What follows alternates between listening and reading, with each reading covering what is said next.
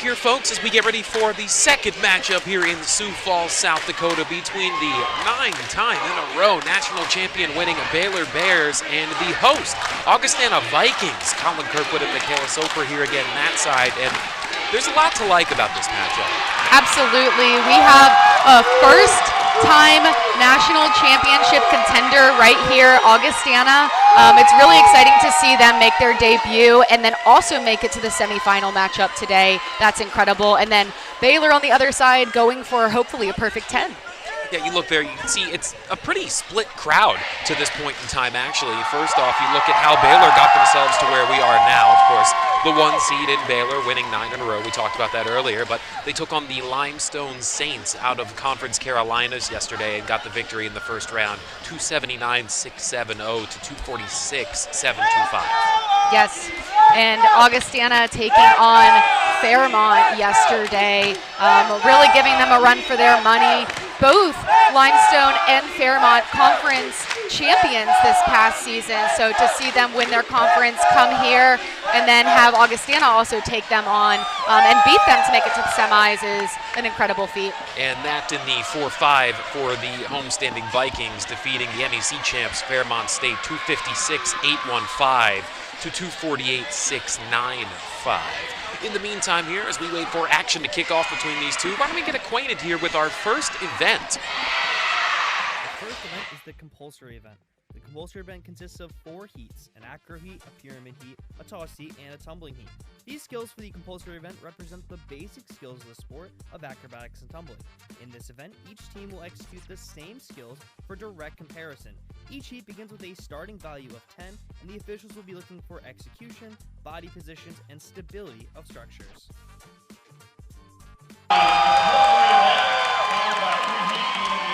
Baylor and Augustana.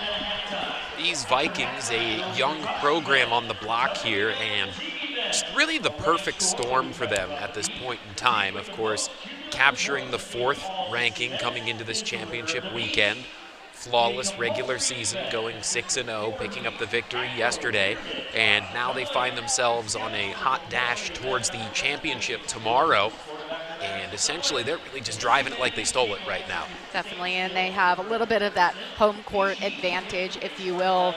First time the championship has been here in Sioux Falls, and this is a great place for them to obviously make their debut and then continue that trek and that journey, that quest to that championship. And really, every single person here within the Viking staff has been fantastic to work with. Couldn't have asked for a much better staff to put this event on this year. So a big thank you goes out to everybody on the Viking staff for putting this event together and getting us what we need. As here come the Vikings, and it looks like they're ready to give this crowd something to cheer about.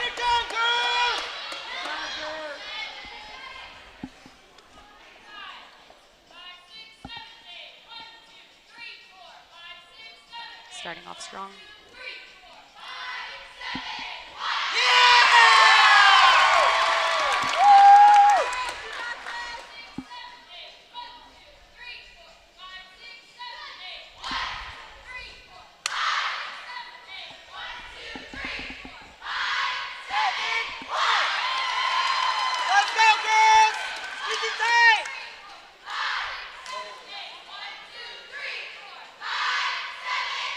Great job on timing there, great synchronization.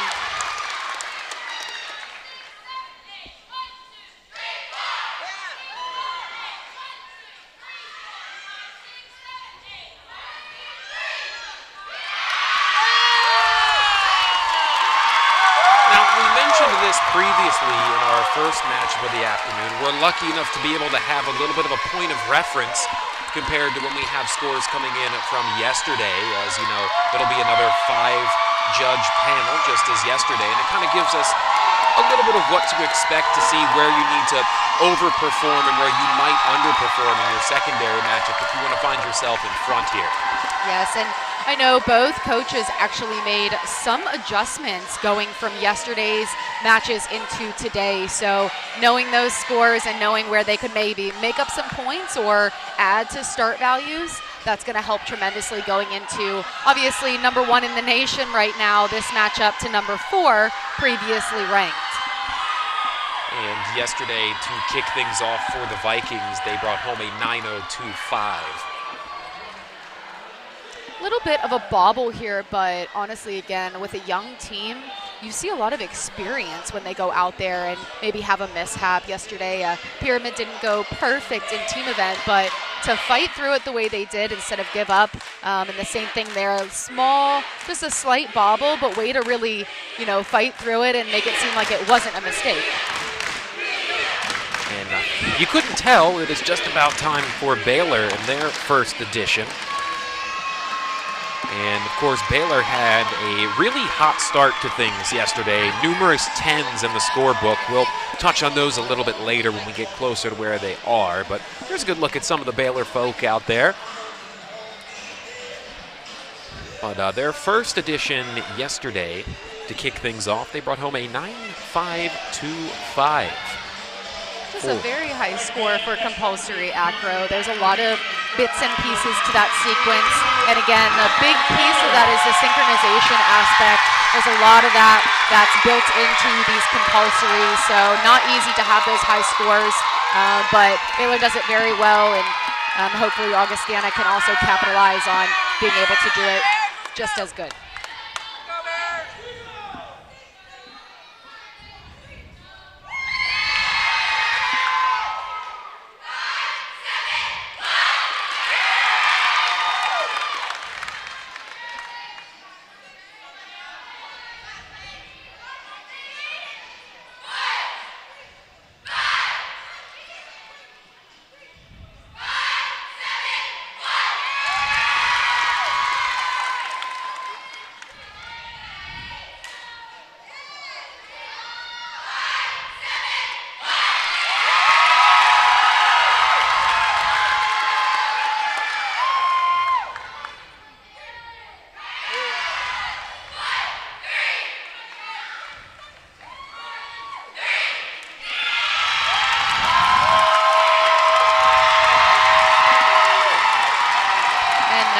Performance from yesterday, honestly, was pretty much consistent with what they did, maybe a little bit better, just depending on obviously what the officials saw. They are the trained eye, so they're looking for very specific things when they are watching these sequences, but good amplitude there as far as a hip rise, full extension on the set, full extension on that landing. A lot of continuity here. You don't want to see the athlete stop, drop their toes, and then press to the inversion. You really want to see those toes go straight up there, and they did a great job of doing that. Locking into this inversion position, great stability, not a lot of extra movement, chest up on the landing. So again, very strong as far as those first 2 parts for the Baylor Bears. Here you'll see just a hair of a bent knee, and then you'll also see a little bit of synchronization error into that full down in the cradle, but again, minute deductions, nothing that's super significant.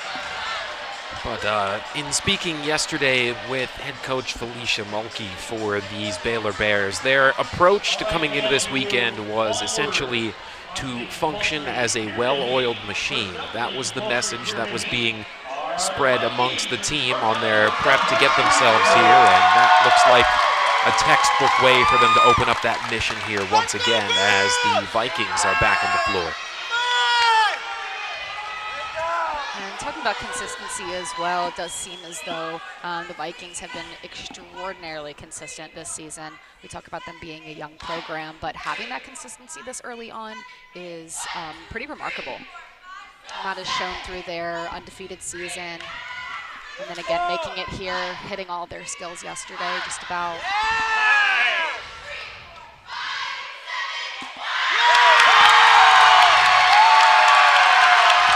They're happy with that. I mean, I'll tell you, just from the initial eye test for fundamentals yesterday, they're just about as solid as they come, as every single score they put into the book was stellar, if not, of course, yesterday's edition of this brought home a 9.7. So you want to talk about being fundamentally sound as a recipe for finding yourself success? There it is again.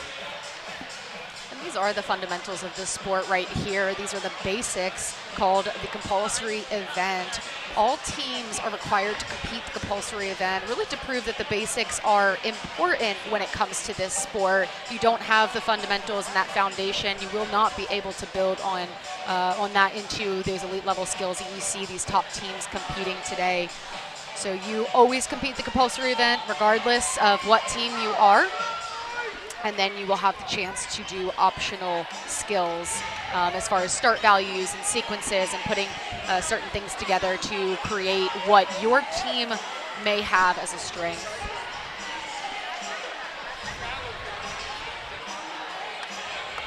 A lot of fun hair and excitement going into this meet. You see skull vikes in her hair. Just a lot of fun.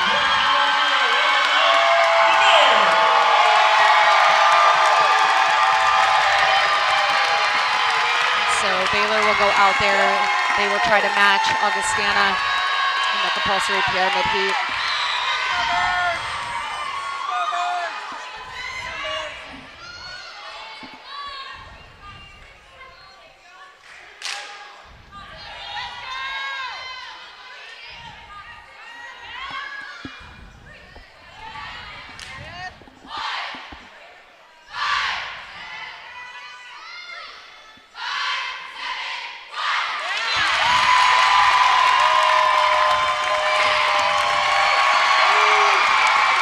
There. You look at the small details of that. Everything's very technically correct. So you want to see a 180 up, that the top goes straight up and down, doesn't turn too soon on the floor. She does a good job of that. Both do on both sides. This straddle, the toes above the hips.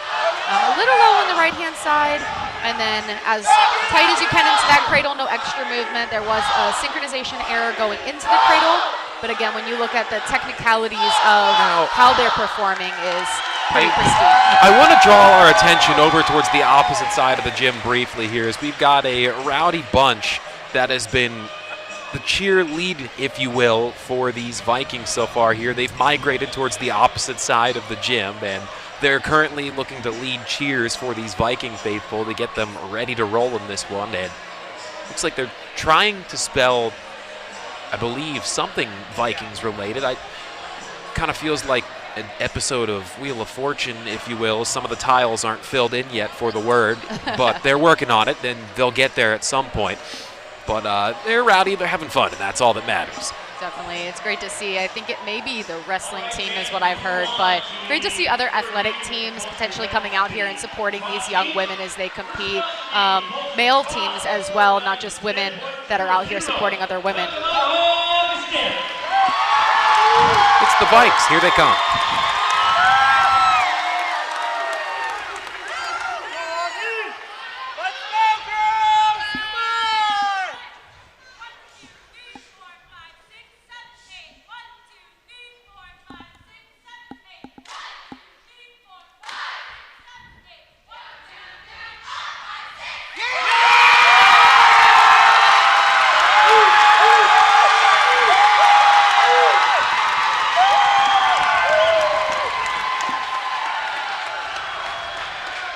Excitement from that one.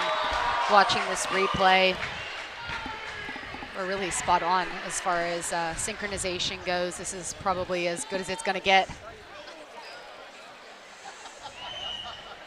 Really see that chest up too. Doesn't do it justice from that angle, but you could see that full extension from the front here, looking straight on.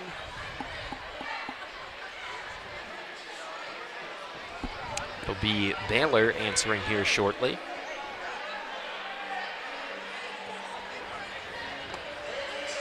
As the back and forth continues over there on the Viking side, they're getting themselves ready for the tumbling portion. So in compulsory event, you start with the acro heat, move to the pyramid heat, toss heat, and then tumbling. And so the sport, the way that it's designed is past that compulsory event, you go into the same layout, but in those optional rounds. So it mimics just what compulsory looks like. We'll head into acro event, pyramid event, toss event, and then the tumbling event.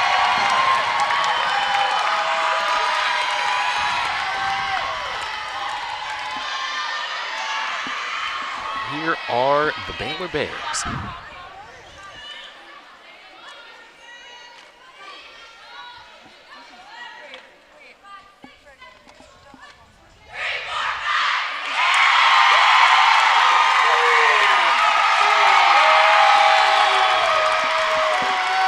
Nice job from the Bears.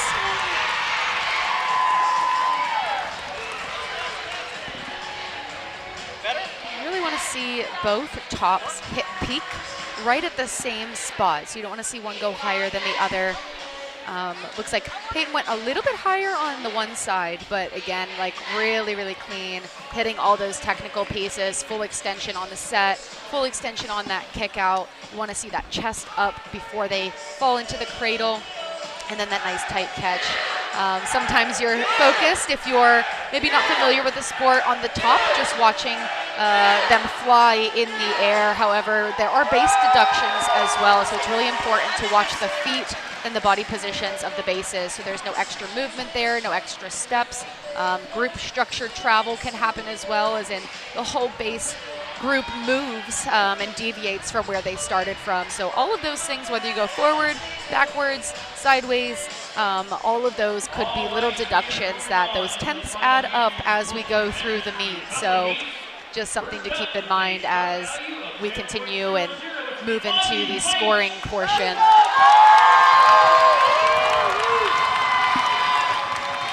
Here come the Vikings to close out event number 1. We have 8 athletes out on the floor.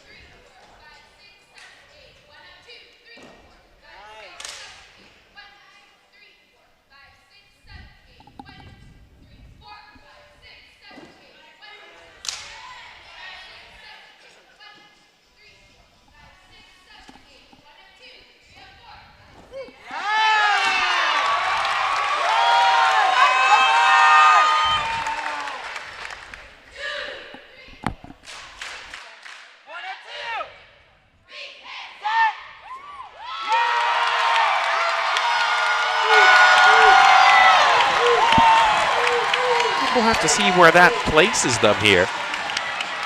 But I'm sure they're definitely thrilled with where they are at this point in time.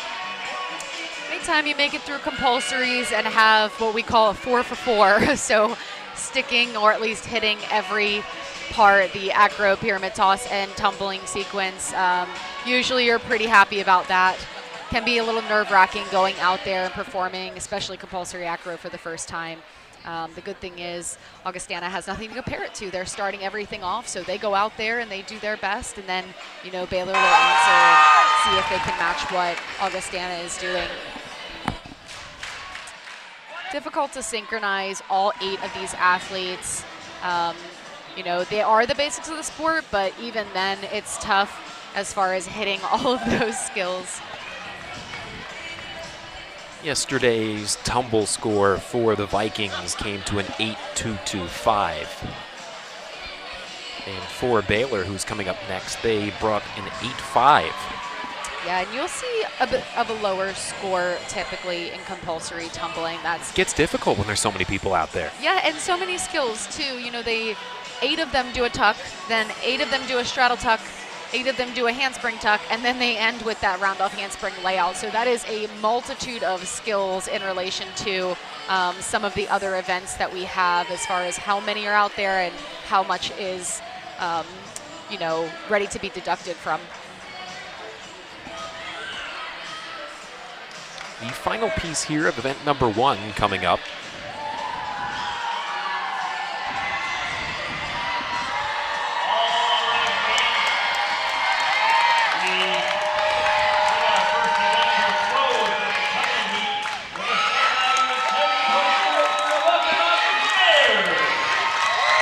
Here comes Baylor.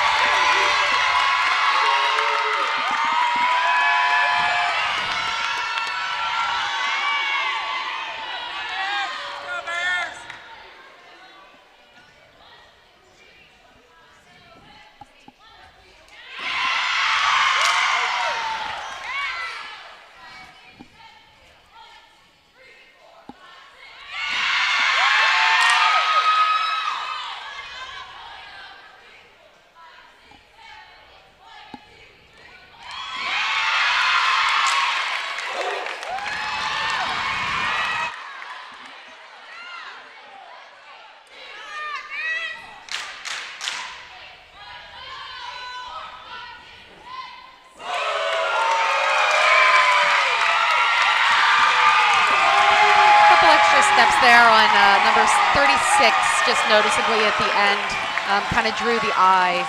But as far as we always talk about the technicality of each skill and breaking down each movement. So that chest is up, hitting the peak of each one of these skills. You see full extension and that hip rise and that straddle, 180-degree split from toe to toe.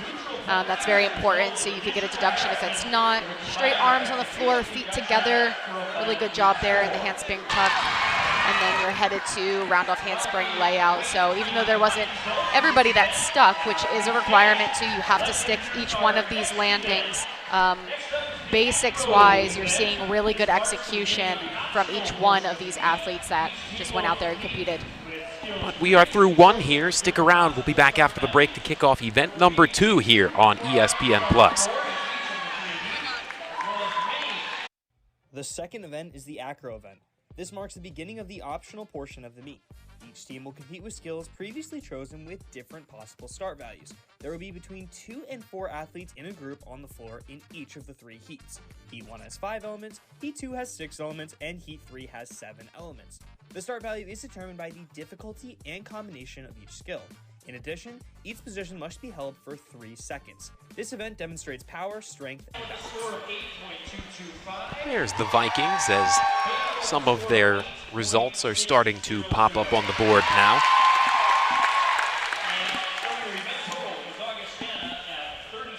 We'll get a look at those once they've all made their way through and been reported. The winner of this one, of course, taking on Oregon tomorrow, as Oregon back in the national championship for the first time since 2023. Let's have a look here at those scores briefly. We'll dig back into them after the break in the middle, but let's have a look here and see where things stand through one. Well, actually, we'll hold off on that just for a little bit. We'll check it out here shortly, but here come the Vikings.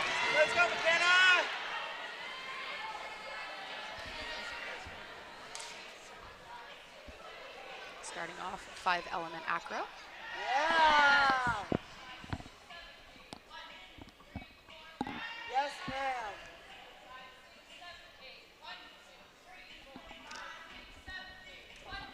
Yeah, beautiful! Finish down!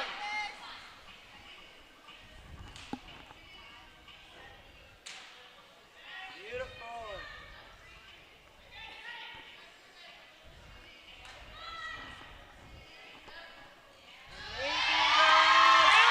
Great job. Now we can get a look at where we stand through one. Didn't get a chance to make it there the first time, but let's have a look at event 1 and see what we've got.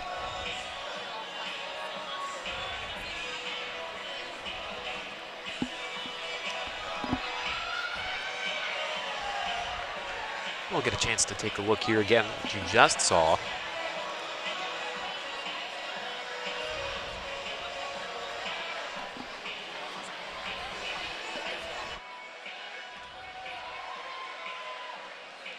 So a strong start there for the Vikings. It's always a little nerve-wracking, again, going out there and being the first team to compete for 5-element acro, and then it starts to pick up a little bit easier with 6 and 7 as your teammates continue to uplift each other. But great start and a lot of confidence going out there right now, it seems, from the Vikings.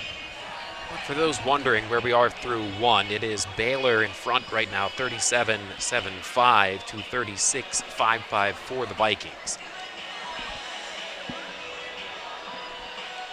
Down that list for Baylor as we wait for them to jump out here. Down the board, a 9-4-2-5, a 9-8-2-5, a 9-9 there in the toss for compulsory, and then an 8-6 to give them that 37-7-5.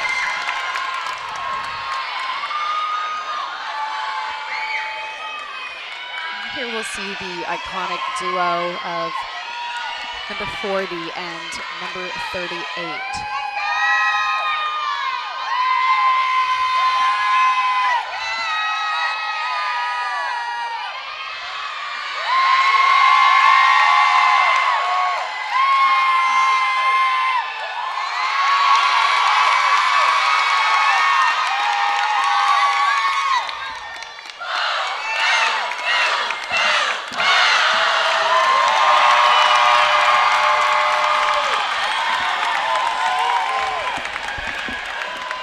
solid there as far as their start for 5 element.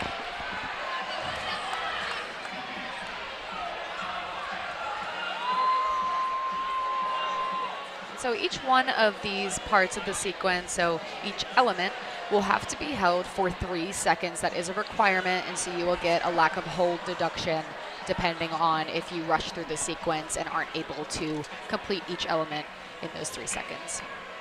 And then there's a time limit at the end as well. So when the athlete or the top starts, leaves the floor and starts the sequence, that is when the time will actually begin, and that clock will run out for 45 seconds, and all of those skills in the sequence have to be performed in those 45 seconds. But contributing there to that 36.55 for the Vikings in event 1, ran down the list as an 8.95, a 9.725, a 9.65, and then an 8.225 to give them that 36.55 that they've acquired through 1.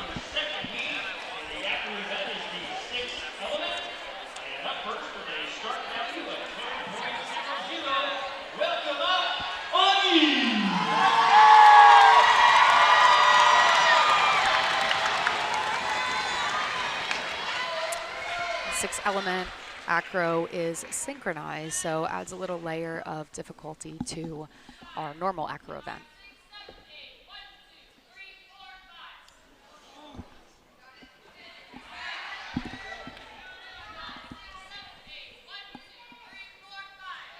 Great recovery there.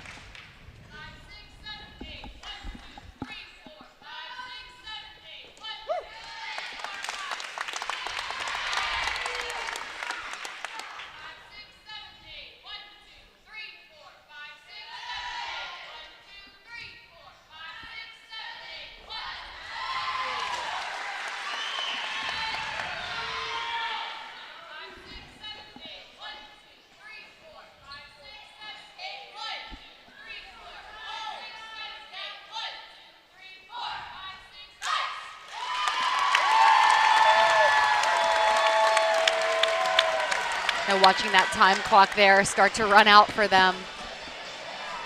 I believe they made it within that time restraint, but again, that added a little bit of time just right there in that recovery. You see the red flag raised. Red flag usually means neutral penalty. So either doing something that was not declared on the previously submitted start value file. And so that touch right there, as far as them saving that element, is more than likely spotting assistance, which will be 1 point as far as the deduction goes. So could see a little bit of a lower score there, even though there was that great recovery. Definitely a smart move to be able to get to that next skill and get all of the elements in the sequence that are required, where there would have been a larger penalty for that. So again, great recovery for the Vikings. Not as strong as yesterday. They had a great 6 element yesterday, but again, they are, and we haven't touched on this, I don't think, yet today, but Division I Baylor to Division II institution Augustana. Sometimes that doesn't matter in our sport. You know, you can compete cross-divisionally. So really great to see a matchup like this, Division I, Division II, and Augustana really giving it to Baylor right here with a little over a 1 point difference between their running totals right now. There is Baylor, as they'll be on to answer here momentarily as we find ourselves in event number 2. If you're just joining us, the winner gets Oregon tomorrow in the national championship. That at 5 p.m. on Championship Saturday.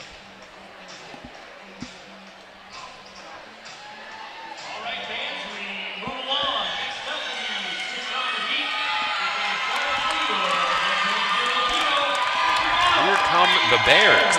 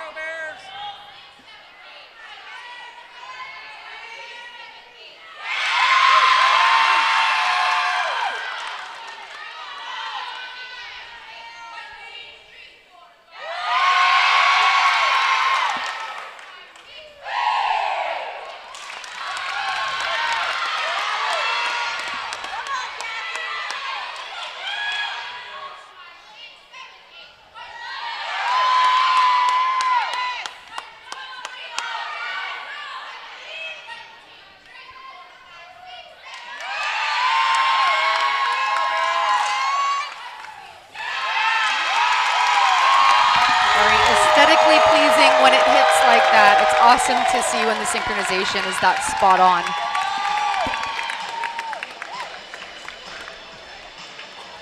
So a little bit of a bobble here on the left side. But other than that, again, synchronization was spot on through this entire sequence. And so we talked about this before at the last meet, but really important to note that there are requirements that have to be hit in these acro heats. So right here, you'll see Baylor chooses to go inverted in a 1-to-1 high hand-in-hand. So one base to one top extended in that inverted body position. So that is the requirement. You have to go inverted in every single one of these acro heats. So that is what Baylor chose to do. You'll see Augustana in this next one. Majority of their sequence is inverted. So it just depends. They only have to hit one element that's inverted, but depending on the strengths of your team, each coach gets to play to those and decide what to put out there that's going to score best.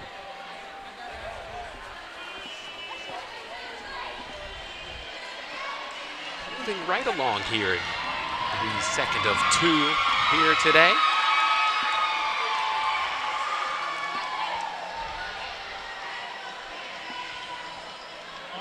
Get a good look at some of their seniors out there.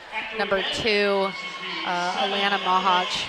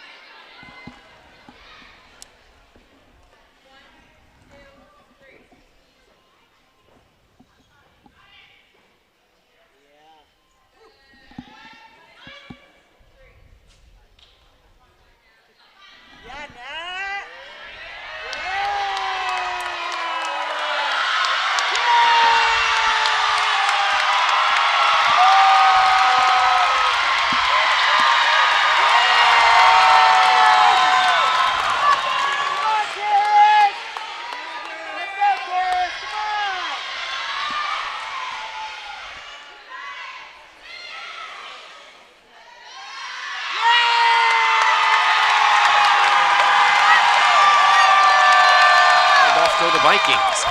Good fight there at the end. And so as we talked about that inverted aspect, Augustana had chosen to do a lot of inverted elements in that sequence. This top here, I believe it's number 27, she is really good on her hands, great in that handstand body position. So you'll see her go straight up into that handstand, pressing down, and then really the difficulty comes in here after that descending element, ascending again and pressing back up into that inverted handstand. It's a very difficult skill. And also keeping it continuous too. It's hard not to have those pauses and really fight all the way through that element.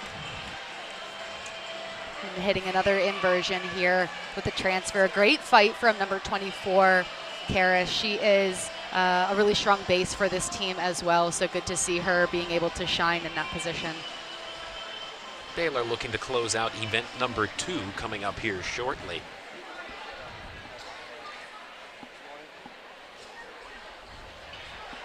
So I believe 7 element was changed just a little bit from Baylor from yesterday. We talked about them having those scores from yesterday and being able to make adjustments going into this meet. That's kind of the beauty of making it all the way through to the final round, or at least right here, the semifinals.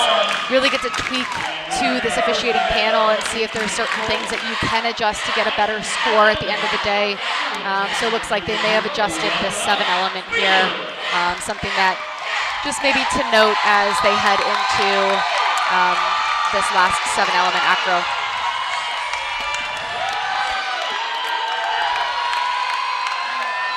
Yesterday's 7 element for Baylor was a 9.95.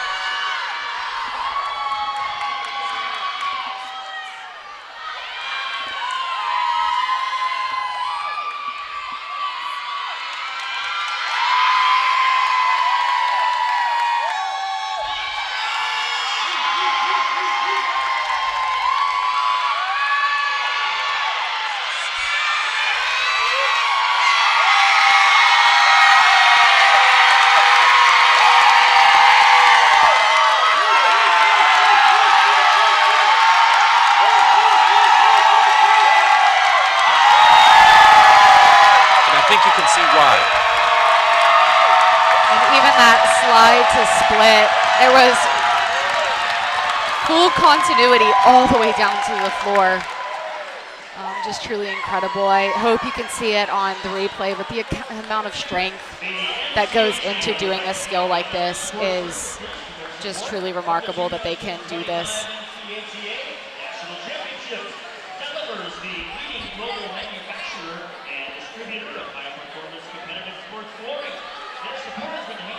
Right here, you'll see she does this. It looks effortless, but I promise if you're here in the arena, you can tell how much goes into that. And then turning into that straddle. Very difficult and very happy. You can tell they are pleased with that. We find ourselves through 2. We'll take a quick break and we'll come back and get ready for event number 3. Stick around here on ESPN+. Hey you, yeah you, you're on TV. The third event is the pyramid event. The pyramid event will be the final event in the first half. In the pyramid event, athletes will build 3 layers in a structure. The start value of each heat is determined by the difficulty and the combination of the entry, structure, and dismount. The pyramid event has 3 different heats with different requirements for each heat. Heat 1 must be an inversion, Heat 2 must be synchronized, and Heat 3 is an open heat. 2 key things the officials will be looking out for are the position of the top and the stability of the structure.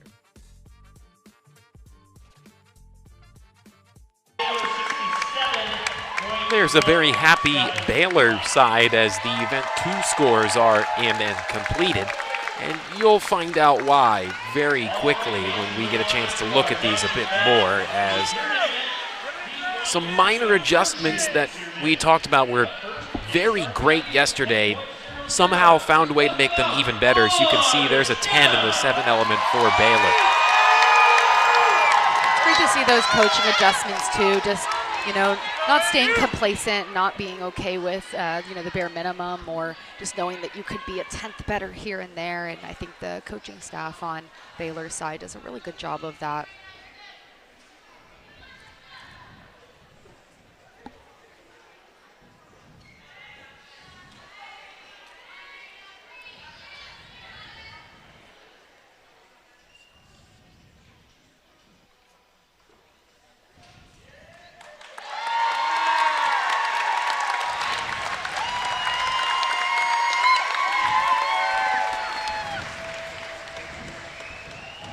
So the inversion pyramid for Augustana here, choosing to do a bridge structure, same one as yesterday, but first time we're seeing this today here on the stream. So bridging 1 base primary to 1 mid-level to 1 top here, and she'll do her handstand at shoulder level.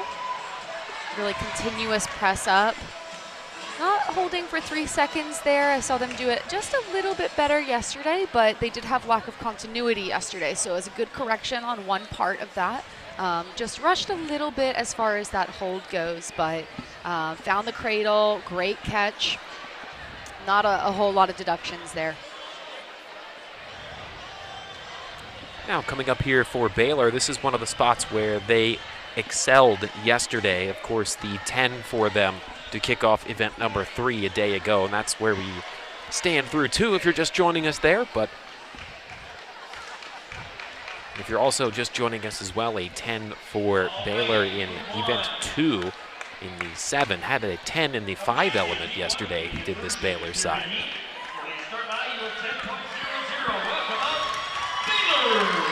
We'll see if they can do it again. So you'll see a bit of a different structure here that Baylor's choosing to go, or chose to go compete.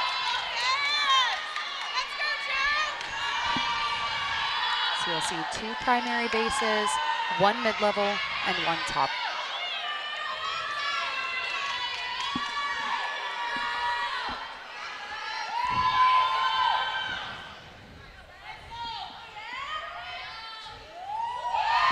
That inversion hold. She does have a bracer on the back there. Over into 1 arm.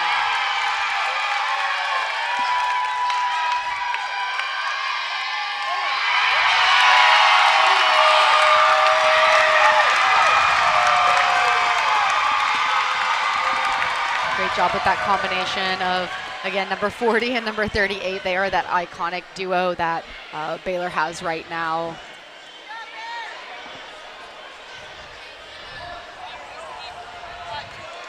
They continue to show why they excel year in and year out. And they continue to just make seamless additions and transitions when one class comes in and another class goes out. So we're heading into the synchronized pyramid. Each one of the second heat in every event is an acro, pyramid, and tosses is synchronized. So you will see a synchronized pyramid go out there. Both sides have to compete the identical skills that are designated by the head coach. And each one of the top body positions in heat 1, 2, and 3 in the pyramid event have to be different. So you won't see another low hand-in-hand from or a handstand body position for Augustana through their pyramid event.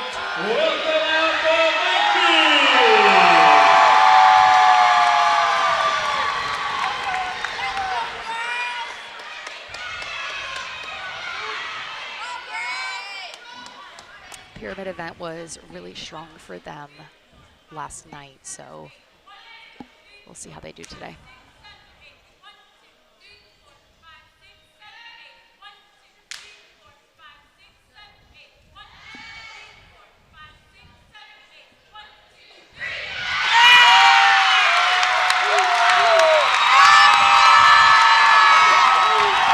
That'll get a little bit more energy back on their side. It almost, you could slightly feel it here in the arena as things started to drop off a bit on their end, but I think they're definitely getting themselves back to where they need to be. I think so as well. You could see the energy coming onto the mat with that one, just a lot of confidence, and then definitely when it hit like that and hits the way they know they can, I think that that is what really brings that energy back and begins that momentum swing again.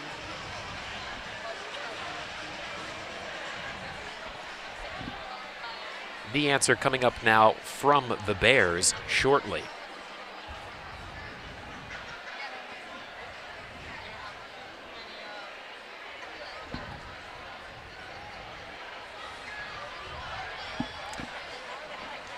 Before we take a look at their synchronized pyramid, just something to note, we mentioned this in the last meet, but a lot of the assistant coaches that are on both sides are actually former student athletes. So it's really awesome to see just student athletes staying connected and knowing that this sport has had an impact on them throughout obviously just their athletic career and then heading into their actual careers in life and wanting to give back and stay a part of the sport, continue to build for generations to come. It's just awesome to see.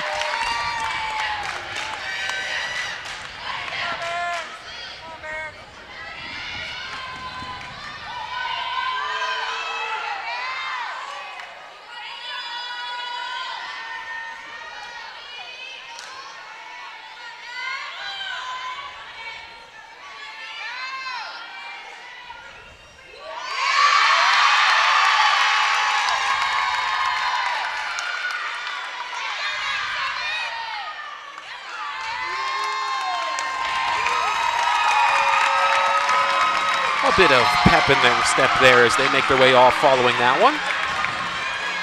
Definitely a hard pyramid as well, walking up to extension like that, relying on tossers to get that top up there and then walking into that position, controlling that movement at the top. They did a really good job here.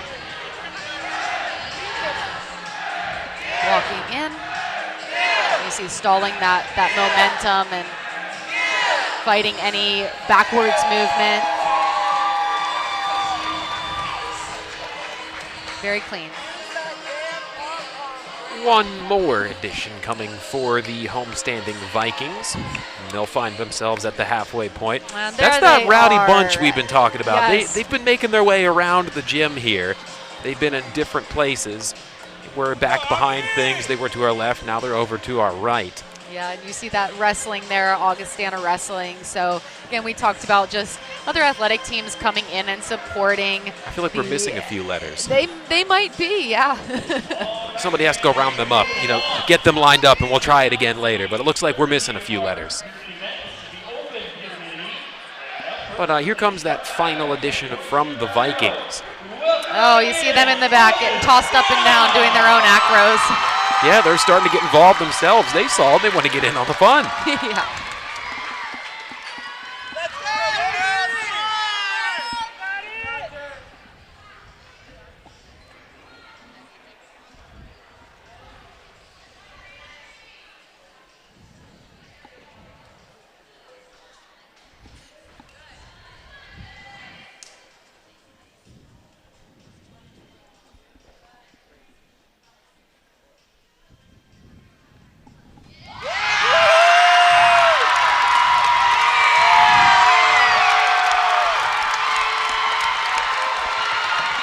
That's the first half for the Vikings.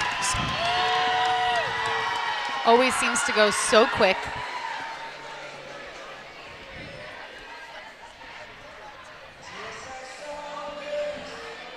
So again, we talked about pyramid event just being a really strong event for Augustana, and you can see why this is pretty consistent with the performance that they had yesterday as well, just kind of highlighting the fact that they're confident in what they're going out there and doing right now, especially in this pyramid event.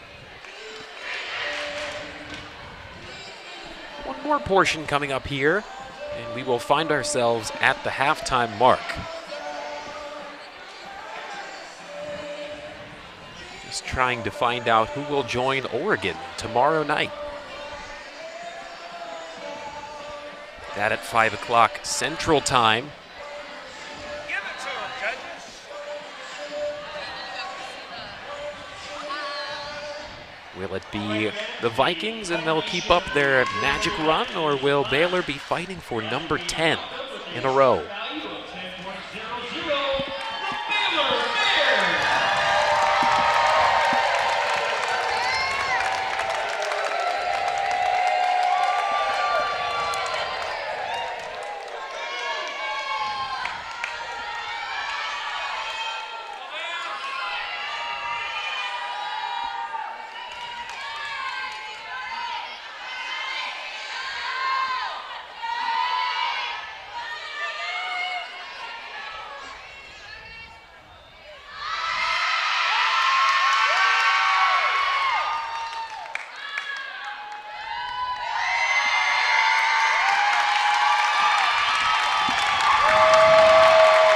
That is your first half right there, wrapped up. A great way to put a stamp on it right there. We'll get another look at it here again. So I'd say minimal deductions here as well. Great job, all the way up to extension as well. That's very difficult. Looked like there was just a little bit of a bobble, almost like a hesitation there, but able to finish and come all the way back down. Kind of get princess down to the ground, if you will. But we've reached the half. There you can see Baylor will step aside and halftime will commence here. Stick around on ESPN+.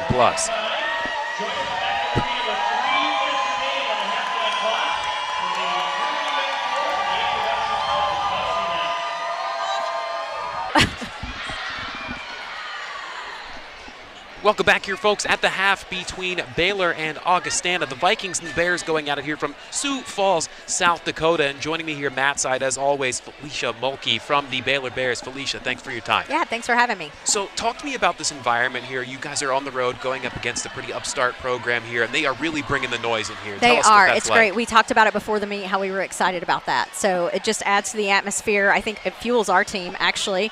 So, yeah, it's great. They do a good job here at Augustana.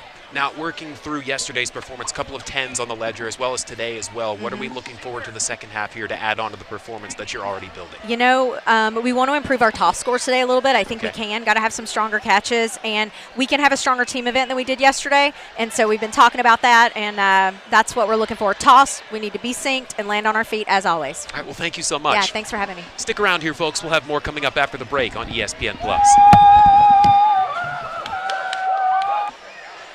Welcome back here, folks, at the half between Augustana and the Baylor Bears. And joining me here at Matt's side, this is Mabry Herman, an Associate Athletic Director at Baylor. And Mabry, thank you for your time. thrilled to be joining you. So talk to me about this program here. It's no secret that you guys have one of the premier programs in the sport on campus, and the numbers speak for themselves. What has it been like on campus? Yeah, it's been incredible. We've been really fortunate just throughout the years. We were one of the original institutions to add the sport, sponsor the sport, and we have Nancy Post to thank for that. And we also have Nancy to thank for bringing our head coach, Felicia Mulkey, to Waco and Baylor University. And throughout her leadership at Baylor, we are currently here seeking our 10th consecutive title, 10 in a row. So hopefully we'll be able to accomplish that tomorrow after this meet. It's an incredible meet.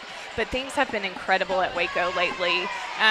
We hosted our last home final meet, and we had so many people there. The community really came out and supported it. We set a record for the over NCATA. 2,000, correct? Yeah, exactly. So we set the record for the most attendance, highest attendance ever in meet history, and just really looking forward to continue to grow the sport. Our band and spirit squad was present, a ton of other athletes and students, and again, the community members just coming and supporting everyone. Now, when it comes to community involvement, talk about what it's been like. You touched on it a little bit here, but getting the students and just getting those fans out there, what's gone into that strategy for you guys? Yeah, so our fan and engagement team, our brand and marketing group, Noah Peterson, he has just been fabulous, and really just working with our staff and our student athletes, finding out what's important to them, and then the community, just watching our student athletes, their pure strength and skill and talent, they just blow everyone away. So when people come to a meet, they just continue to come back and come back. They get hooked, you know? Exactly, Yeah. and there's always a new skill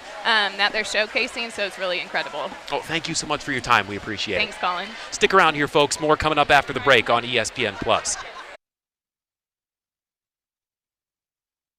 One more time as we continue on forward, getting ready for the second half of action. Augustana and Baylor. Kaylin Dillon, the head coach of the Vikes, have joined me, and thank you so much, as always, for your time. Absolutely. So talk to me about this environment, these fans. I mean, this has been a sight to behold so far. It's been amazing. The crowd has been awesome. The energy has been great. We couldn't ask for more. So what are you looking for in the second half here? I know it's a tall task against this Baylor side, but what's going to go into that performance? Absolutely, just consistency. So our tosses have always been dynamic. I think it's something that we can keep up with them in, and we'll just go hang on in tumbling and hit a team event, hopefully a little bit better than we did in the quarterfinal. But yes, that's what we're going to do to just have the best day for us today. Well, get back to your team, get out there and get ready for Awesome. the second half. Thank you. So thank you. Stick around here one more time. We promise more action coming up here soon on ESPN+. The fourth event is the toss event. In the toss event, you will see 4 athletes toss a teammate into the air. The teammate tossed into the air, known as a top, will execute a flip or twist before being caught. There are 3 heats in this event. The synchronized toss features 2 toss groups. These groups should look exactly alike and be in sync. The start value of the toss depends on the skills that the top executes in the air. Officials will be looking for height, the top's body position, and tight catches by the bases. Great look at some of the faithful from both sides. I'm seeing a little bit more passion for the Vikes here right now, but you can see over on the other side there's a little bit. I mean, it's been a battle between these two so far here in this one. We've got some scores making their way in from our third event as we get ready to turn the corner here. But the Vikings coming from behind here perhaps as they just look to continue to work with what they've got in front of them here and try to make up some ground.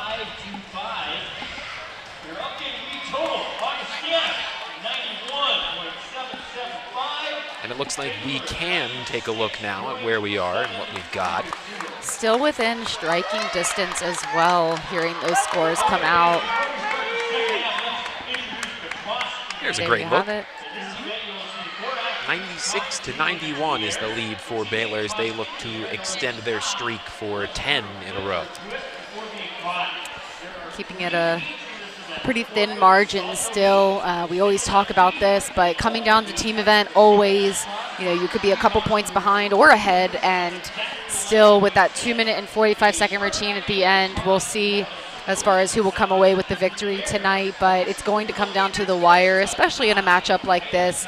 Doesn't matter the seed, but which they came in, but as of right now, they're head-to-head, and this is the second semifinal matchup of the evening. one of these teams will be moving on to the finals tomorrow. And they'll be meeting Baylor. They'll be meeting Oregon. Oregon is going to be meeting either Baylor or Augustana. It's been a long couple of days here. Still a little bit more action. I'd say we're at about the halfway point here.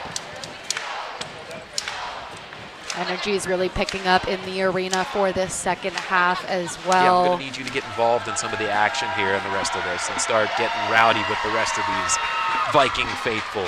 Maybe do some inside reporting on what's going on out there in the stands. Sounds good. Like There's right some here, of that yeah. cheering right there. It's actually right behind us here. Really invested. And again, we talk about the Having fun. community here and bringing the sport to Sioux Falls. But as far as being such a young program and having, seems like the town, the whole South Dakota area really latching on to this sport. It's been amazing to see firsthand being here and seeing who has showed up for these Augustana Vikings and how much of an impact they have made in their short time being an established program here. So here they go, starting out the toss event, kicking off the second half.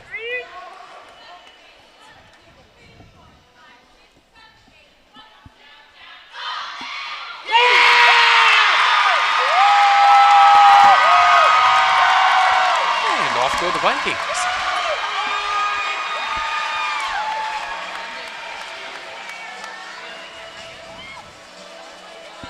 We'll see Baylor jumping back to action momentarily.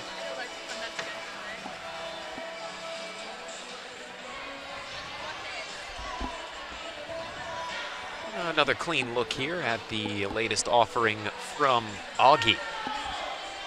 Really good form there for their top.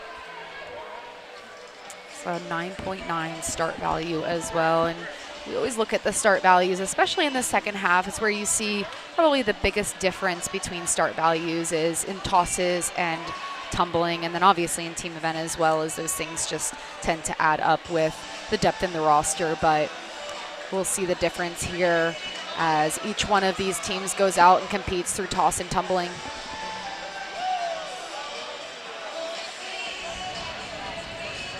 There, if you're just joining us, you can see where we sit at this point in time. Baylor in front, 96 to 91.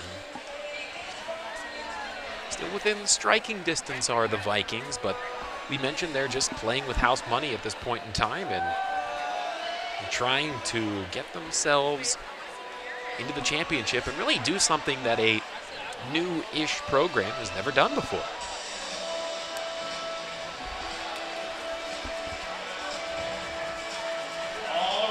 Looks like it's time for Baylor.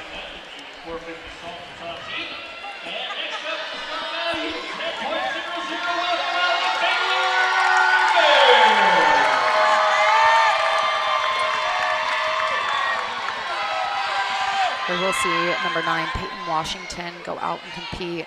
She's definitely been a key player for Baylor, not just this season, but also last season as well. We talked about that long list of accolades yesterday that she racked up in her first year of competition. Something special for that Baylor side. Baylor also taking away a lot of weekly awards as well. I think they swept, as far as the NCATA weekly award winners, they swept a couple weeks through this season, and so that's a pretty incredible thing to do.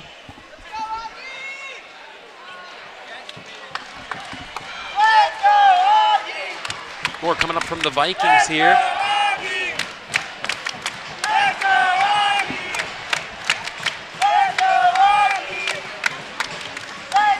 They're just trying to stay within striking distance here and make up points where they can.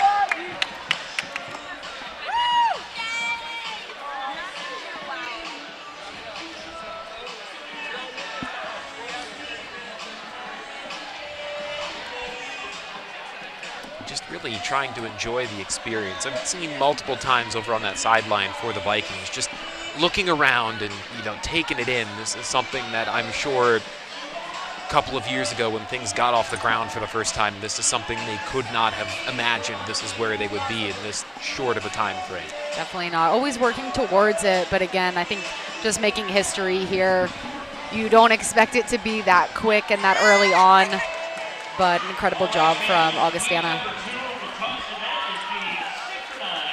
Looks like Baylor's ready to rock here once again.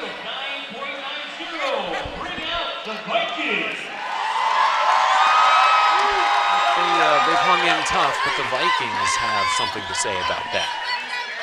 Let's see what they've got.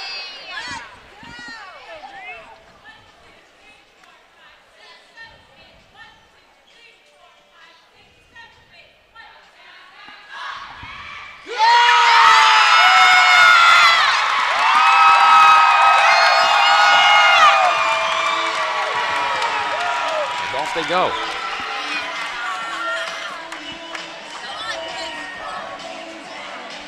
Great job there. Another 9.9 start value. Pulling through, finding that cradle. They're doing a back layout with a double twist there. So this is the synchronized toss. We talked about that earlier as far as Heat 2 and most of the events being synchronized. Baylor will go out there and compete their synchronized toss very shortly.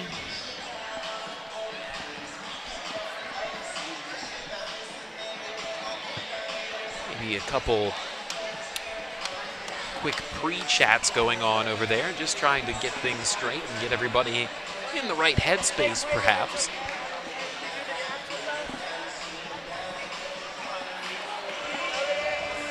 One of these two closing in on tomorrow night's action. I can't imagine what this place would be like should the Vikings find their way back into things. Talk about going back-to-back. You know, if one of these teams goes into, which one will, go into the final round, it'll be 3 times in a row, back-to-back-to-back, that they're going out and competing. Baylor is no stranger to that. I could tell you they've done that plenty of times. Augustana, maybe one of the first times ever that they've had to compete back-to-back like this. With consecutive days, so may see a little difference as far as in the second half what that means for them and whether they're fully prepared for that. Up we go, and ducked it. Goes Baylor.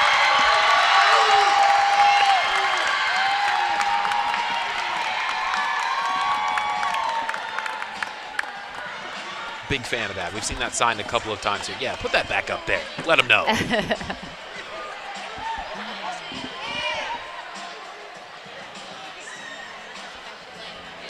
We'll see one more addition from the Vikings, and then we find ourselves rounding the turn, heading for event 5 here tonight.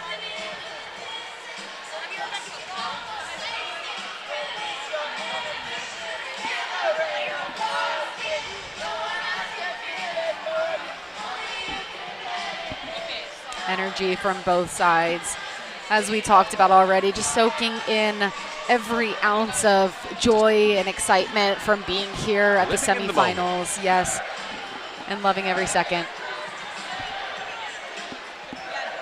Well, we got to watch out for them over there in the corner as we're seeing more people getting tossed in the stands. Might have to get a hold of a football helmet, perhaps, and send one over their way. Just got to worry about everyone being safe.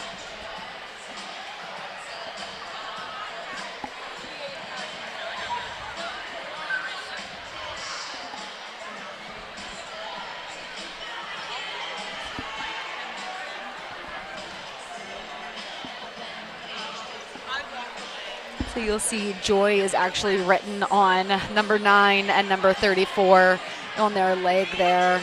Something that head coach Kaylin Dillon did mention earlier on when speaking to her, just as far as what they're bringing to this season and kind of that story through all of this. Looks like we're actually getting the mat attended to here. Might need an adjustment, perhaps.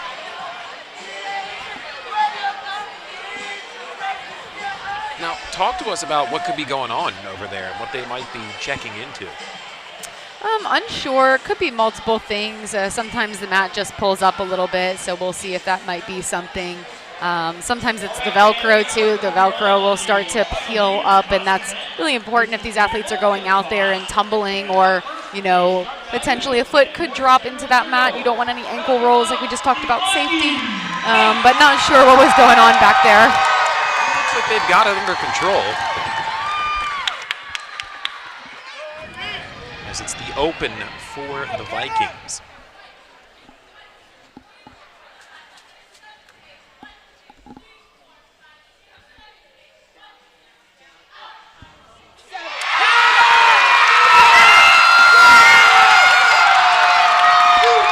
They seem to be pleased with that one.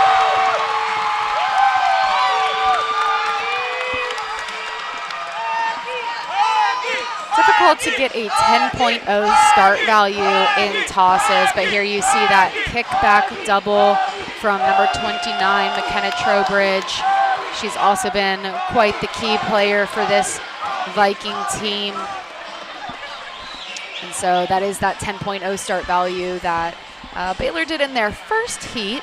And so you see Augustana chose to do that kickback double here in their third heat. So pretty similar as far as start values in these toss rounds. Only one more left here from the Bears, and we'll head into event number 5.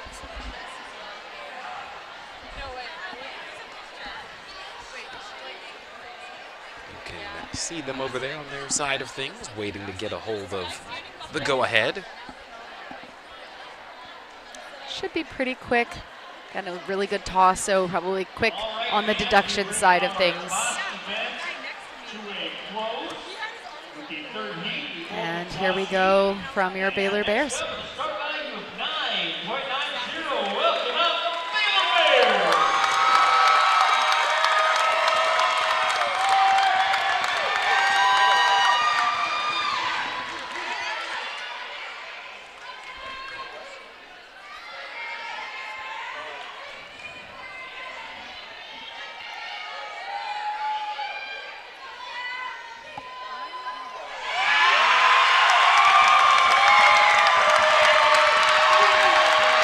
Close out event number 4. Clean toss there. Sometimes hard to tell how high it actually does go. If you're sitting here in the stands, you probably saw literally out of the shot there.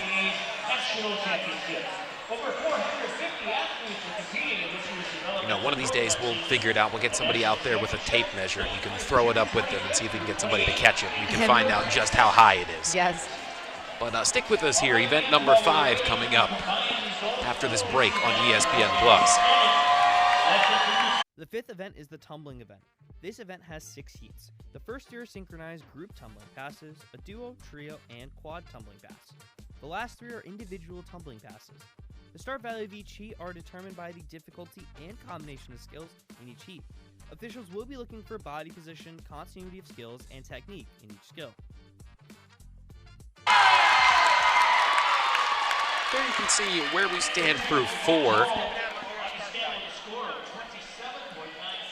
Check that through 3.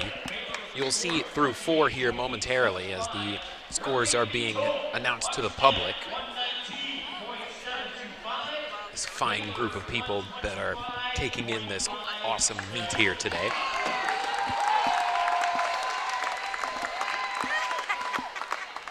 And now we can have a look here. After this duo coming up, no, we'll get it in here quickly actually. You can see 125 to 119, that's where Baylor stands. We can break into that a little bit more after this duo here from the Vikings. It's Paige Simon and McKenna Trowbridge, 12 and 29. There they are for the Vikings.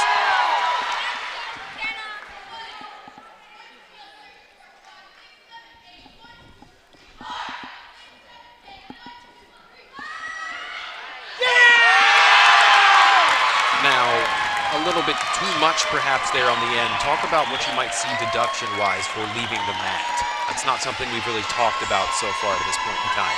Yeah, so just depending on whether they land off the floor, so they bring both of their feet down and actually land off the floor versus stepping off of the floor.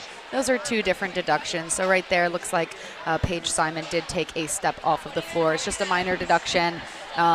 Really, you want the execution to be pretty much flawless. So if you take that little baby step off the floor, you want to control that momentum. Obviously, you don't want to fly off the floor. But, you know, you'd rather take those execution points and have a pretty flawless pass and just maybe one extra step at the end. There's another look through event 4 of what they racked up before half and where we stand now. 125 to 119 is the lead for Baylor. And now you'll see Aaliyah Thomas and Gigi Rendino. That's 20 and 5 for the junior and sophomore as they get ready to roll here.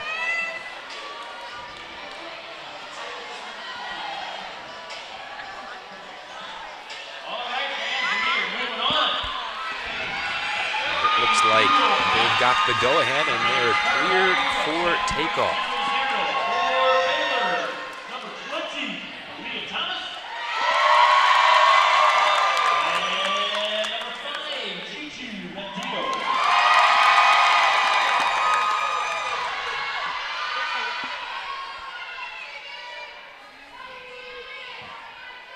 Great look at this one. Here they come.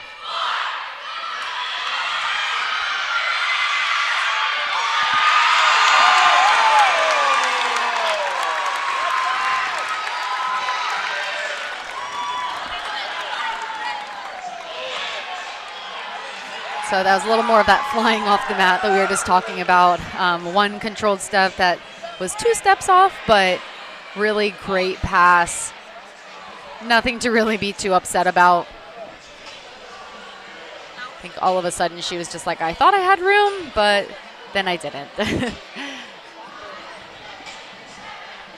We've talked about this already, but just finding your feet is really important if you have, you know, one big mess up like that, especially at a meet like this. And we saw how razor thin that last meet was. It can really cost you, especially at this level.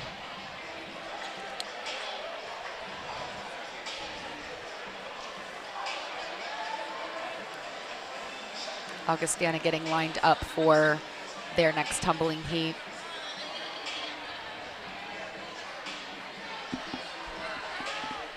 Again, another look at where we are through 4, that is. And if you are not familiar with the sport of acrobatics and tumbling, when you watch these athletes tumble, you may think that it's like gymnastics and maybe there's springs in the floor. These athletes are actually generating this power solely by themselves. So there is no help, no assistance that is being provided from the surface that they're tumbling on. So really incredible to watch these athletes do these elite level skills just on this floor alone. It's what we call a hard mat or dead mat. Number 4,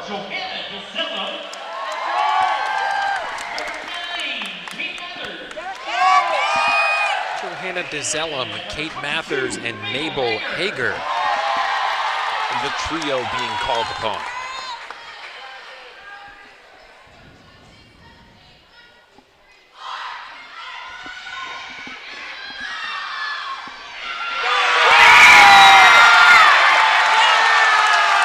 Great timing there. Pretty great run there for We'll say that trio yesterday was a little off. Definitely some synchronization errors there, but as far as finding that one rep that I'm sure they were hoping to pull out at this meet, because this is a very important one, that was a great, great trio pass. Great timing there. Feet hitting the floor on the almost exact same time. And that was also true on the replay there.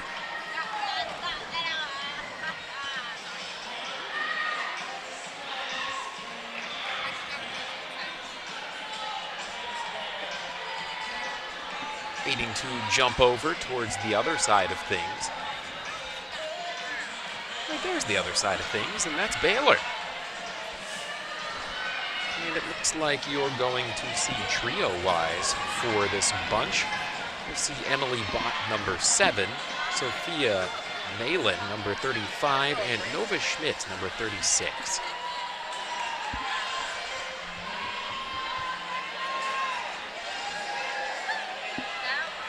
You can see they're just hanging in there, waiting for the go-ahead.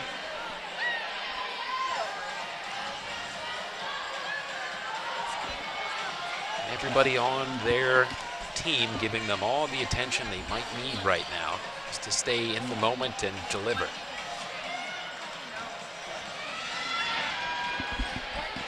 This trio yesterday for the Baylor side of things. Looking to maybe tack on a little bit more than what they had yesterday. Not that a 9:07.5 is a slouch by any means, but always room for improvement.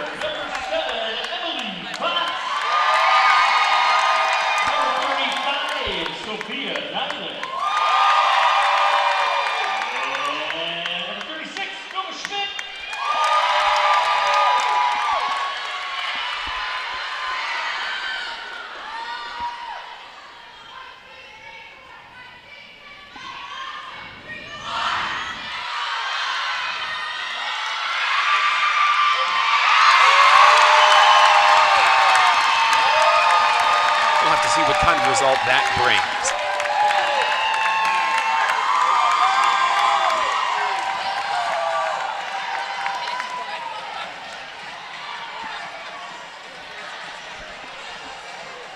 You'll get a chance to see this here once again, headed right your way, wherever you might be watching from. Talk about those whip punch skills. So going from a whip back into a back full, very difficult to synchronize as far as making sure your feet hit the ground at the same time and that skill is executed together. You want to look like one body as you look across the mat. Even though there are three, you want to be perfectly in sync, perfectly in line, so that it looks like one person is actually out there tumbling. Back over we go to the Vikings, and we'll see the quad group. And in that quad group for the Vikings, it looks like it's going to be Cadence Conger, number 10, Natalie Homerding, number 27, Kay Green, number 16, and Kylie Kurse, number 48.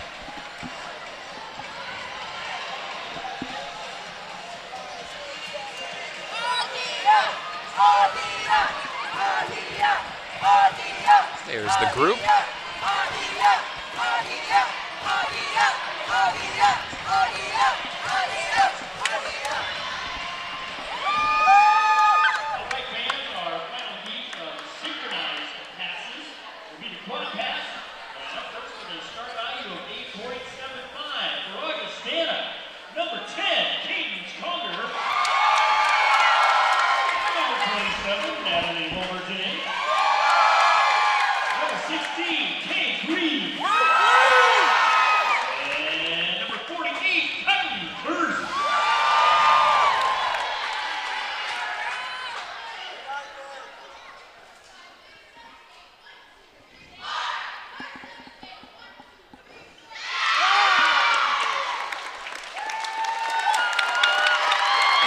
Been what they were looking for there. It's always tough to see, especially when they make their way off there. You can tell that they're upset. Weird landing there too, but again, we've talked about this multiple times before. Just finding your feet is really important. Really large deductions if you don't find your feet. So great job from them. Just looks like our foot got a little stuck there. You got to think maybe to this point in time, like we had briefly touched on earlier, in the fact that this might not be a side that necessarily is used to having to compete back-to-back like this. You have to wonder if maybe some of that fatigue may be setting into the ankles, perhaps, when it gets to this point in time. Definitely, and again, Baylor has been trained to do that, to go back-to-back. They do that throughout the whole season. Throughout the whole season, and they've done it 9 times now in a row towards the end of the season. So. Yes, and really important to know, we've touched on this a few times, but again, Augustana, the only Division II institution to qualify for the semifinal matchup here tonight. You know, we had Quinnipiac earlier, University of Oregon, Baylor, and then Augustana being the only Division II out here, so a huge accomplishment for them. Not something to hold them back, definitely not something that they're going to look at as something that would deter them from taking on the Baylor Bears, but just something to note. This quad now for the Bears. It's going to be Peyton Washington, number 9, Aaliyah Kalustian, number 54, Sarah Kerr, number 1, and Gabby Kaminsky, number 3. All right, forward we go. Next up, the quad team with a start value of 10.00 for Baylor. Number 9, Peyton Washington. Number 54, Aaliyah Kalustian. Number 1, Sarah Kerr. And number 3, Gabby Kaminsky.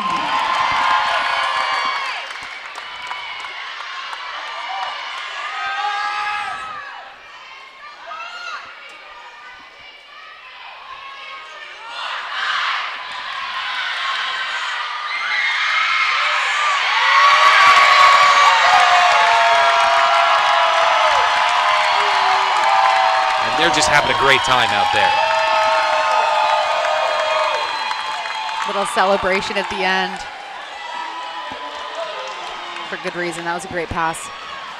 We talked about start values before, but definitely a little bit of a deficit with start values in those synchronized passes between duo, trio, and quad versus Baylor's duo, trio, and quad pass. So you'll probably see that come up in those scores soon to be announced. Now we get ready here to dial in a little bit on the Vikings, as our attention now turns over to McKenna Trowbridge for the aerial for these Vikes. That's number 29.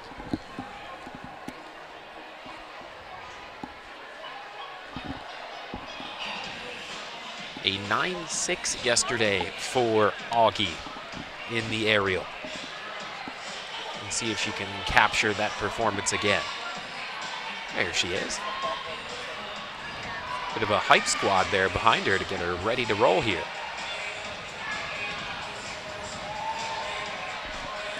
All right, everybody, we head into the individual tumbling passes. First will be the aerial pass. Up first with a start value of 10.00 for the AU Vikings, number 29, McKenna Trowbridge.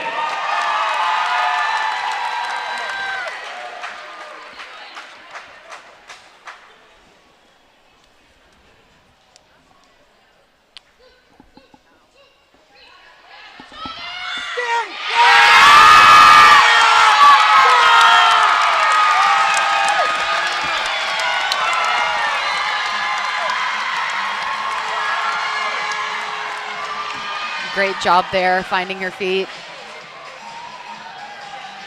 Really trying to gain that momentum. You want to see the athlete accelerate throughout the pass. Looks like she stalled out just a little bit, but was able to gain enough power and momentum to finish that 1.5 at the end. I think she has a little bit of a sigh of relief. Made it on my feet. Good job. But now for Baylor, the answer will come from Aaliyah Thomas, the junior, number 12. Also 9.6 yesterday in her run.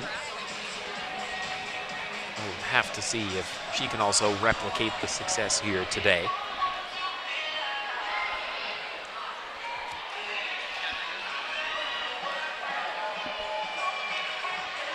There she is right there.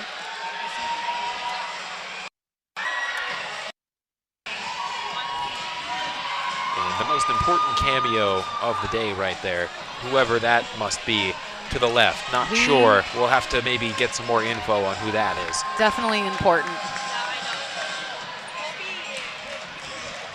And if I'm not mistaken, that also might be Justin Bieber taking in the action as well. He's got a really good seat to be right on Baylor's sideline like that.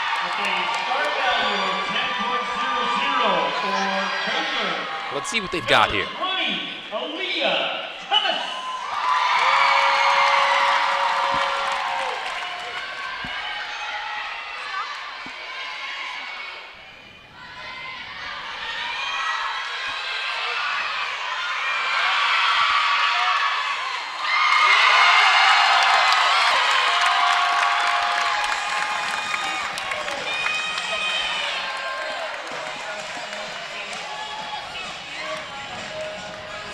little signature flair on the end of things, the best way to say. But there's another addition from Baylor.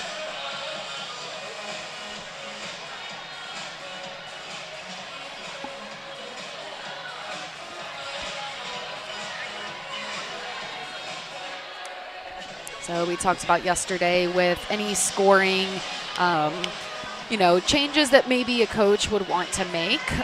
Looks like head coach Kaylin Dillon did make an adjustment with their start value. So their 6-element pass, it's about to go. Kate Mathers is doing a bit of an upgrade here. So she was able to go through to a full yesterday. She's going to try a little bit higher of a start value pass today. So this was a change that they wanted to implement. Now back to the Vikings we go. Kate Mathers, number 9. The one to step up for the 6-element. Yesterday's run resulted in a 9.25 for her.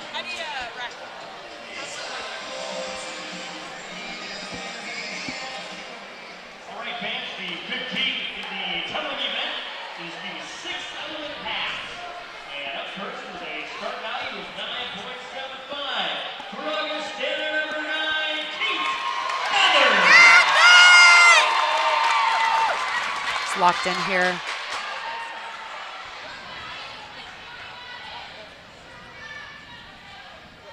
Here we go.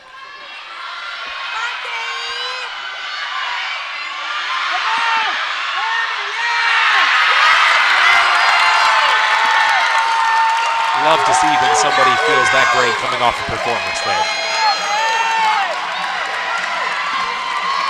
Great upgrade there. Definitely paid off for them.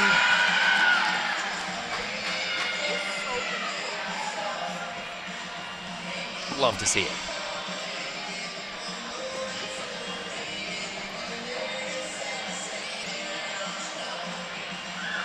Really used her momentum there.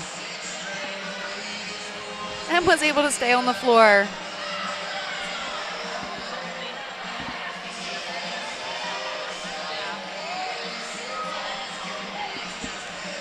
Now the 6-element for Baylor in Emily Bott, number 7, the sophomore.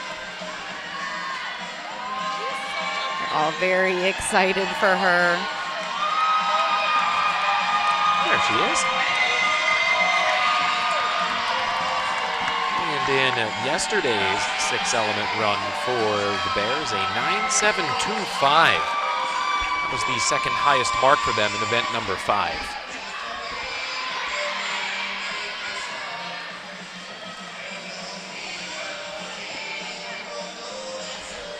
All right, fans, we move on. Next up, with a start value of 10.00, Baylor, number 7, Emily Bott.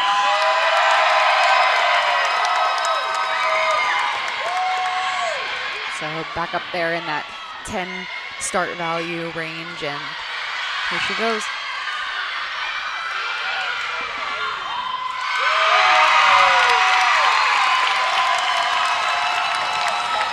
High stepping off the mat there after another great performance.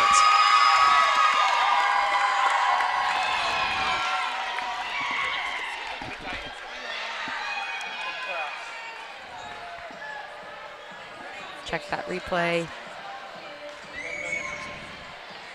Building momentum the entire time, feet together, legs straight. Really good all the way until the finish.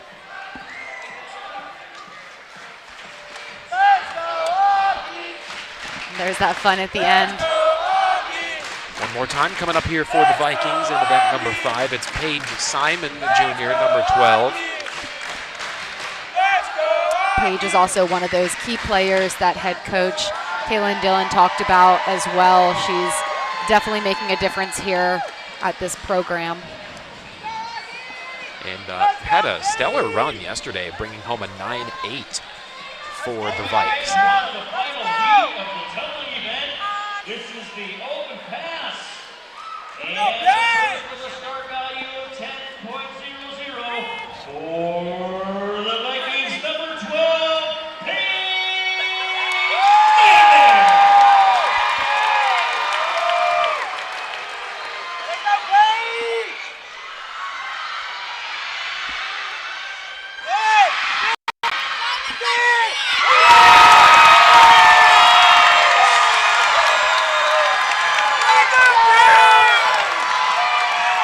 close out there for the Vikings in event 5. Stayed on the floor too. Her tumbling goes really long, but in a good way. You want to have that full extension and stretch all the way through your body lines. Great momentum going here into this 1.5 step out. Little crooked, so there'll be some deviation there as far as her step out and the round off handspring full at the end. So there will be a deduction for that, but beautiful. We hear that's a 10 behind us. But finally, one more time for Baylor, Peyton Washington will close things out in event number 5. It was just about perfect yesterday in her run, a 9.925. This is a pass she's worked really hard on, really just trying to take every tenth that she possibly can to try and get that perfect score. She's very confident here too. It's a beautiful pass, typically for Peyton Washington.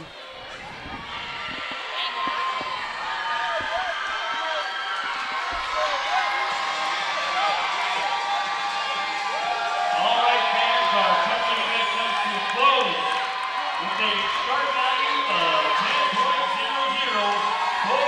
Bears, number 9, Peyton Washington.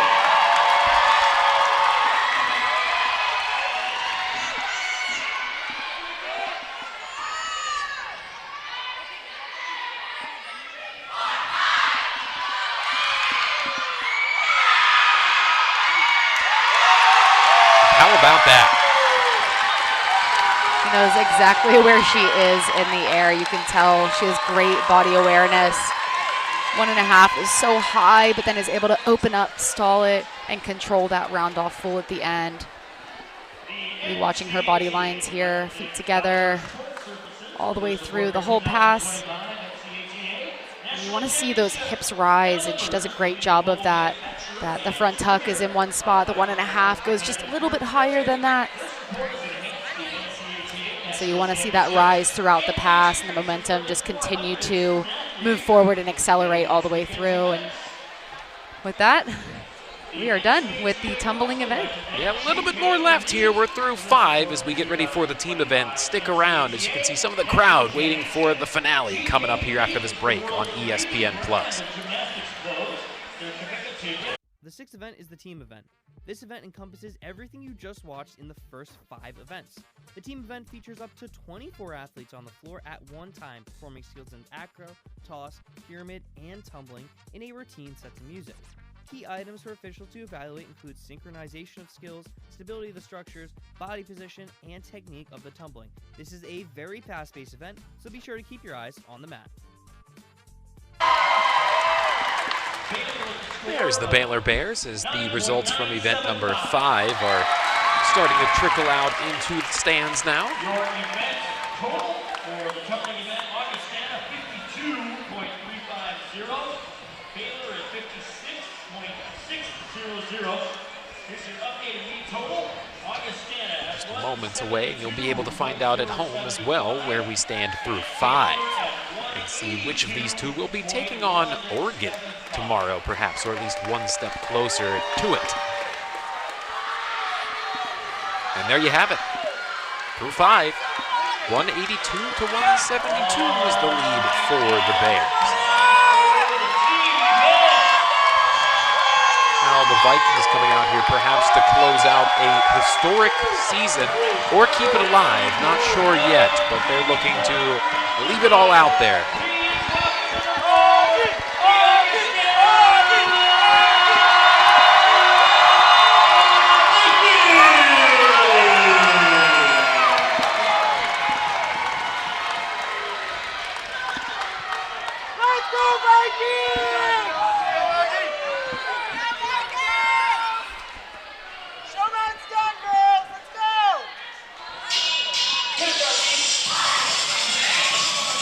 Starting with standing tumbling here.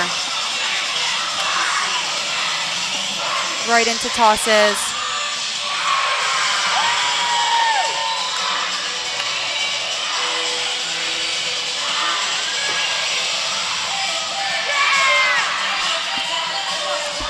pyramids. They gave them a little bit of trouble yesterday, so we'll see if they hit it.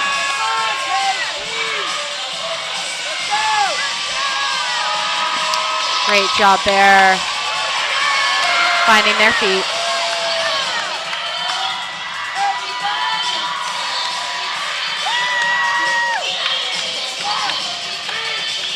Going into cross tumbling here.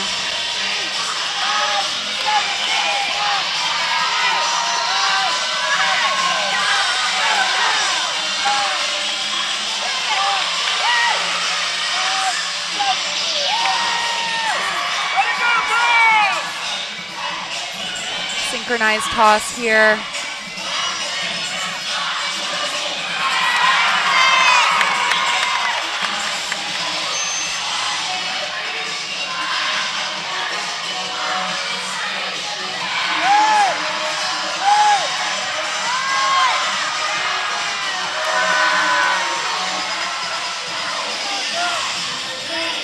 Synchronized acro right in the middle here.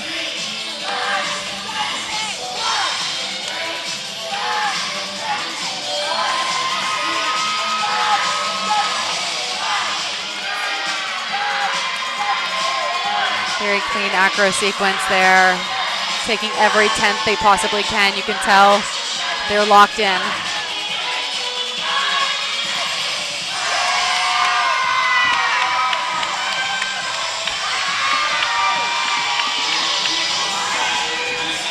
Back to cross tumbling. Trying to leave it all out there on the mat.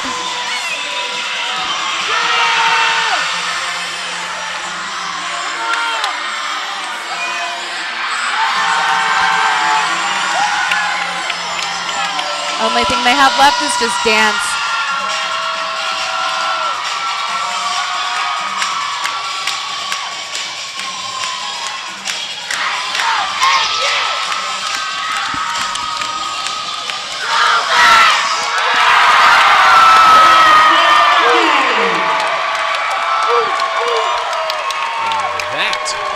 Up the effort from the Vikings here as their home crowd giving them a standing ovation for what now, as it stands, a historic season.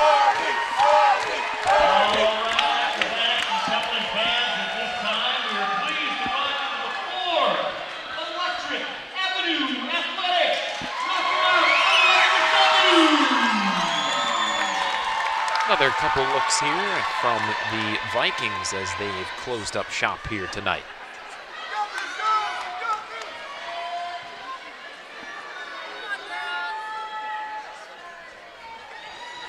Way to go, Augie! And it was one of those moments that I'm sure will be in the minds of those out there that were a part of this season as they hope to try to keep it alive here. See some seniors definitely emotional there, but putting everything out on the mat, having no regrets walking away. That was a hit team event.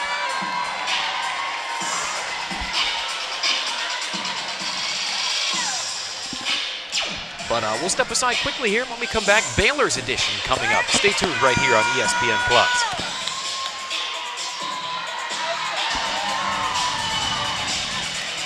Another great look here at some of the youth involvement that we've seen throughout this weekend as it continues on. Championship Saturday and event final Sunday still in front of us on the ledger.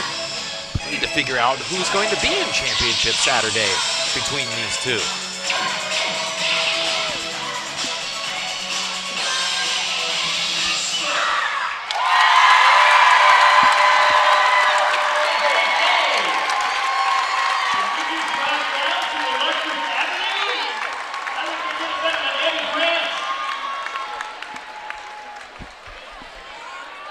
Vikings. They've finished things off, but it looks like it's time for Baylor to do the same.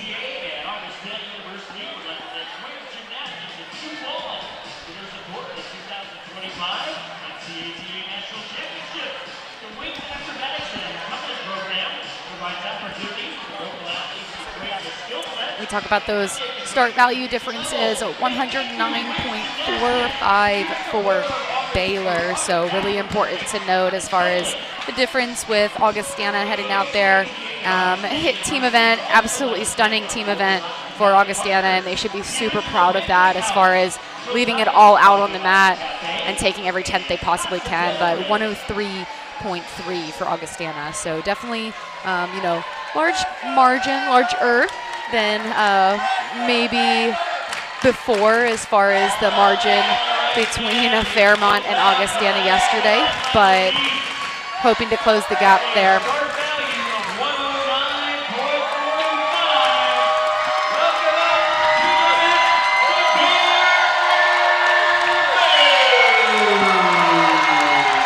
Here we go. A few minor adjustments, I believe, also here that head coach Felicia Mulkey may have made going into tonight. So we'll see.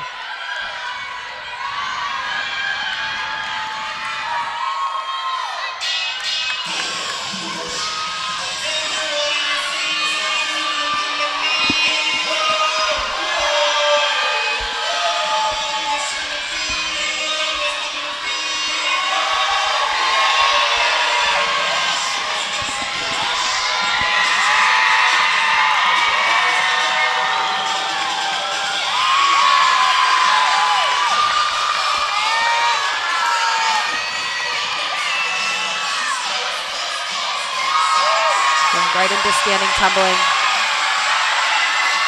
Really clean in the back there.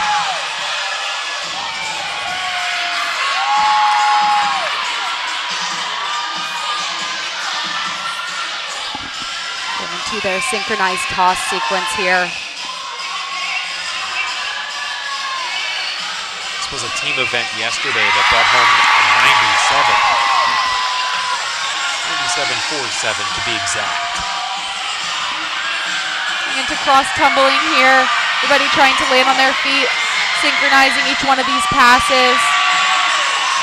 Some 2 from the corner, some 3 from the corner. Great job there.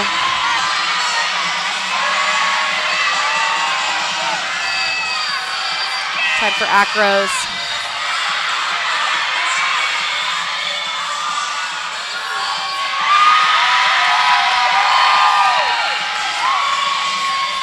See the Augustana team really cheering on the Baylor Bears as well.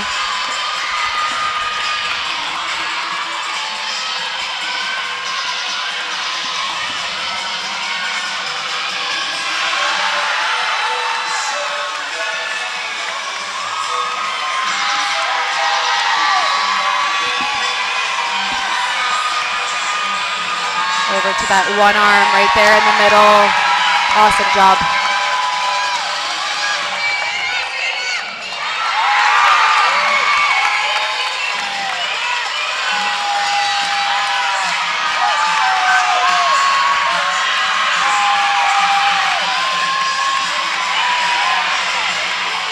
Slip there on the left side.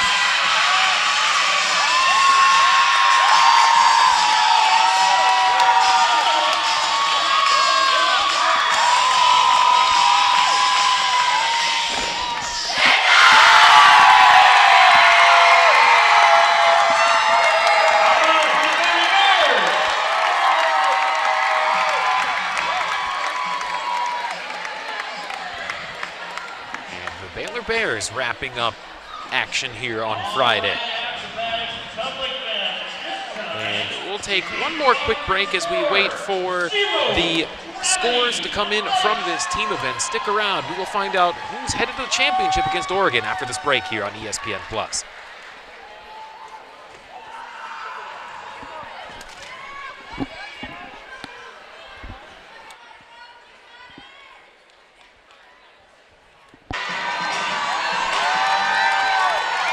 Moments away from finding out who will be joining Oregon tomorrow for a chance at the national championship. Will it be the Vikings continuing their historic run, or will Baylor be on the doorstep of their 10th straight national championship? could see a couple of looks there again at Baylor's performance earlier. Great team event for them.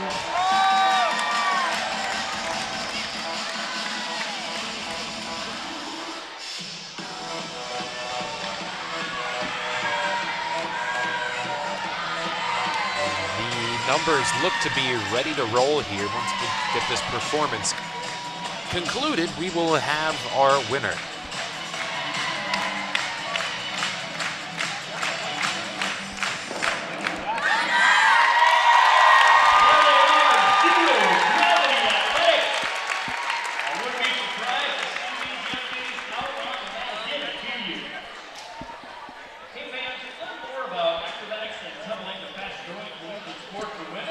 There's Baylor waiting to see if it'll be their time to shine here once again as they look to continue that quest for 10 and keep that motto of being a well-oiled machine alive.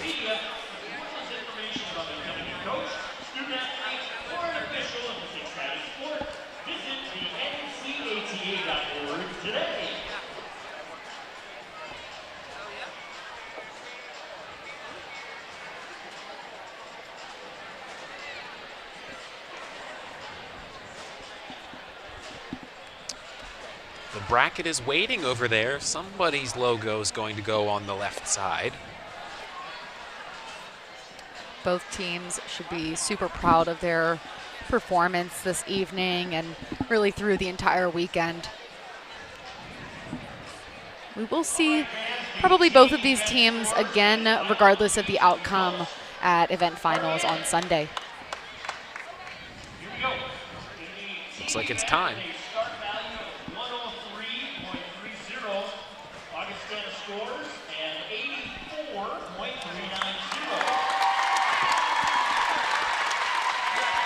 And with a start value of 109.45, Baylor scores a 97.150. And score tonight underneath Augustana 256.465. Baylor 279. There you have it. The ticket is punched for. They're 97 points in that team event, and they're headed to take on the Oregon Ducks tomorrow night. Great score there for Baylor as well. Should be feeling pretty confident with that one. It's a matchup that's happened plenty of times before, and you will see it happen once again tomorrow night right here from Sioux Falls, South Dakota. 5 p.m. Central Time will be that matchup. There you see it.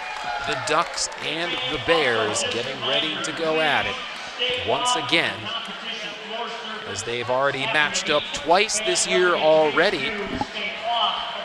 A matchup all the way back on February 22nd was a win for Baylor, 283 to 272, and then later on in the season they would win again, 287 to 283 against the Ducks. So it's really tough to beat a team 3 times, but we'll see if these Bears can find a way to do it tomorrow. Absolutely. I want to thank everybody for tuning in as always, and make sure you come back for championship action. So for Michaela Soper, I am Colin Kirkwood saying so long from South Dakota, where the Baylor Bears are headed to the championship action against the Oregon Ducks.